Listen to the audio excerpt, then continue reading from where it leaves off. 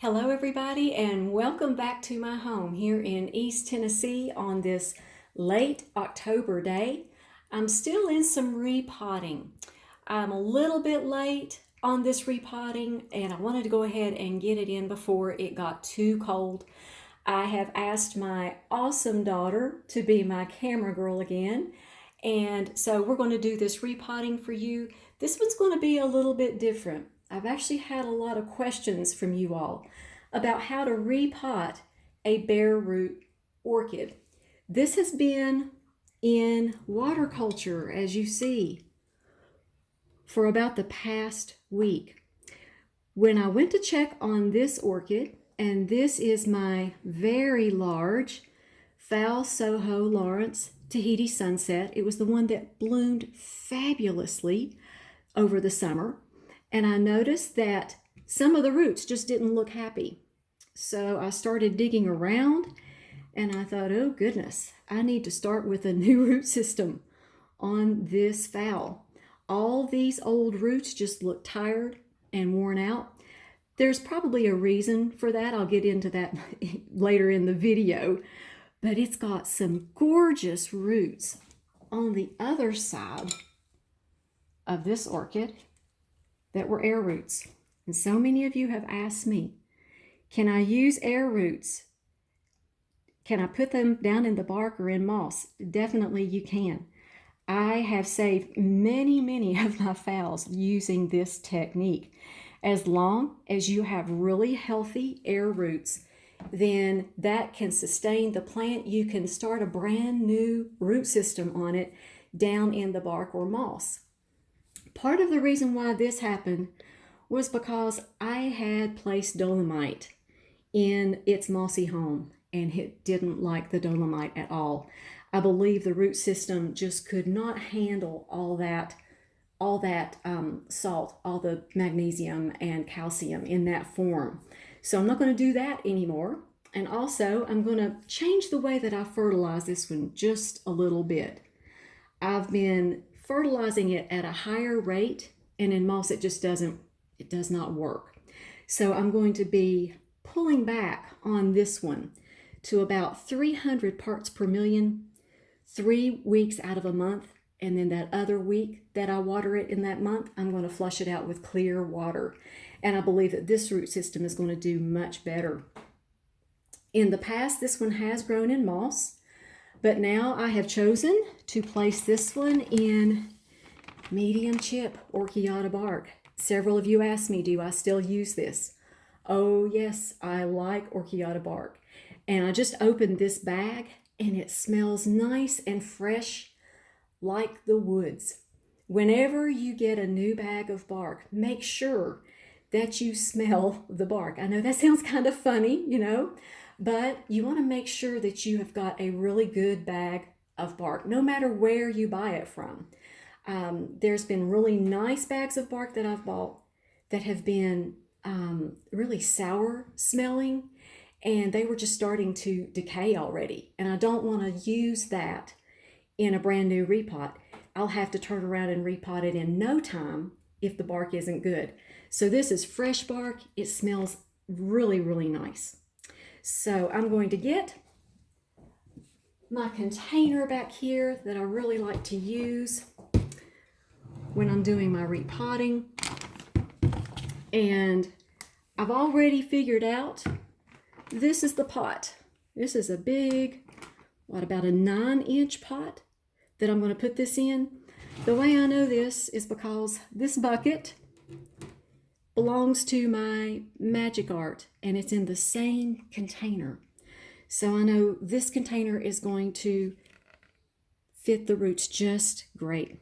Okay, so this is going to be so easy because I don't have to clean any roots. It's going to be really kind of quick and easy. When you repot with orchiata bark, it's almost like you're just pouring it. Okay, do you see how that root system just fits down in there just so well? And it just fits the plant just right. So I picked out the right pot. That's that's another thing that you have to just kind of eyeball and guess. I actually had 2 other sizes of this. So I'm going to pour some of this down in the bottom and get it started.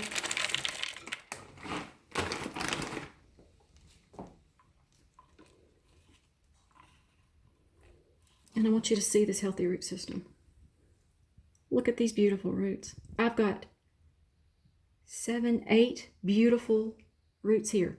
That's going to get this one restarted, and it's not going to miss a beat. And I don't want it to miss a beat because it's been absolutely just a gorgeous plant. Okay, so let me see. I think I put too much. Yep, I did. Just have to kind of gauge it there.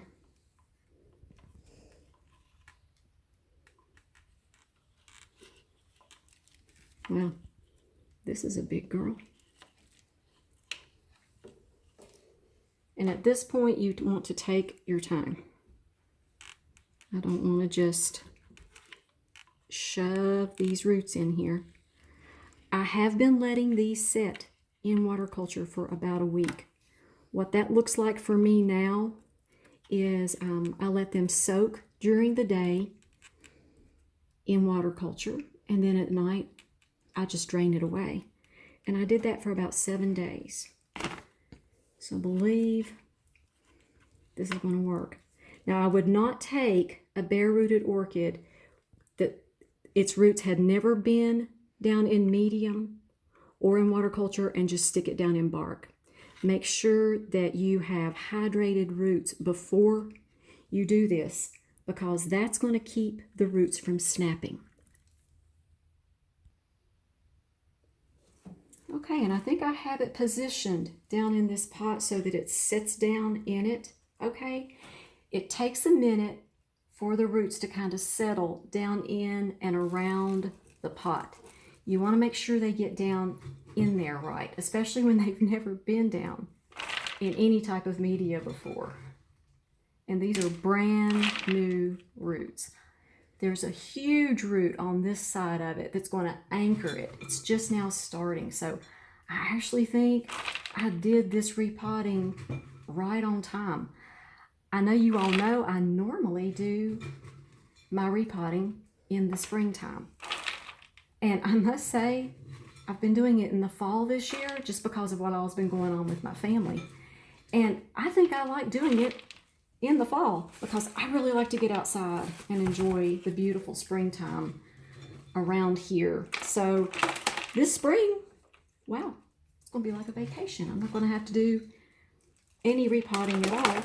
And I've noticed that some really good roots are just now starting on a lot of my orchids. So these are really going to benefit from being in this new medium. I'm just glad I'm getting this done now. Makes me happy doing this. So I think that this one is starting to. The thing I like about the orchiata bark is you don't have to tap down on it quite so much. The pieces are really very uniform in size. And this is a hardwood pine bark, which is so cool. And it has dolomite in the bark that lasts for quite a while that I like. It keeps the plant from going through transplant shock. Yeah, if you're doing a repotting and you're not making a pretty good mess, you're not having any fun. All right, I'm really liking what I see so far. This is definitely the right container. I did get this big container to do my repotting in so that I wouldn't make such a huge mess. Every time I would repot my orchids, my husband and my daughter would come into the kitchen. They'd say, "Oh yes, you've been repotting today." So this makes the cleanup a whole lot easier. Love this orchid. This is one of my all-time favorites of any orchid I've ever had. And I've been growing them for 20 years now, so that's a high compliment. This is just such a vigorous plant. It's got roots coming out everywhere. Wow, look in between those leaves. Look at this root system, how pretty. And I still have 3 secondary spikes on this orchid. So even if it doesn't grow a primary spike, which I'm sure it will, then I've got 3 secondary spikes to work on. And they usually rebloom. This one just blooms so pretty. So many of you have commented on this plant, so it's benefited from all the kind words that's been spoken over it. Yes. Okay, I think I'm about done. Now I'm going to show you a little tip here. Well, I've got a cave right in here.